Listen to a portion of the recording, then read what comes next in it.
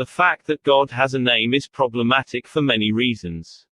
I am specifically referring to the Judeo-Christian God named Yahweh, aka Jehovah. We are taught by theologians that God has always existed and did not have any forebears. So with no forebears, who gave God his name? Why does God require a name if no one else existed, until God decided to create humans? We can only speculate that God must have given himself a name, and this again is problematic. Theologians say we must not speak his name, or is this limited to speaking his name in vain? Let's try to imagine what it was like for God before he made anything. God is the only thing that exists. Therefore, in this state, God does not require a name for identification.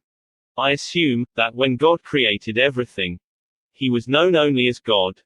But when humankind multiplied and started worshipping other gods, God must have thought he should be identifiable, and so gave himself a name.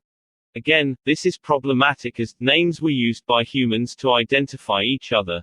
So God must have followed human culture and traditions, which seems very peculiar for a God. You must have realized at this point that I do not believe in the Adam and Eve story. There is another view that should be considered, and that is God always had a name as there were other gods in existence. God's own commandments hint at this possibility, as God declares in Exodus chapter 34 verse 14 that he is a jealous God, and we must not worship any of the other gods.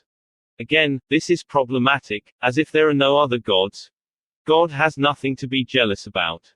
Theologians say that jealousy is not a sin, unlike coveting, which is. And again, this is problematic. Jealousy is a negative emotion that humans frown upon and not the sort of thing that we would expect God to exhibit.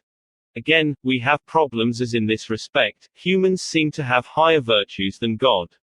I'll just have to put this down to, don't do as I do, do as I say.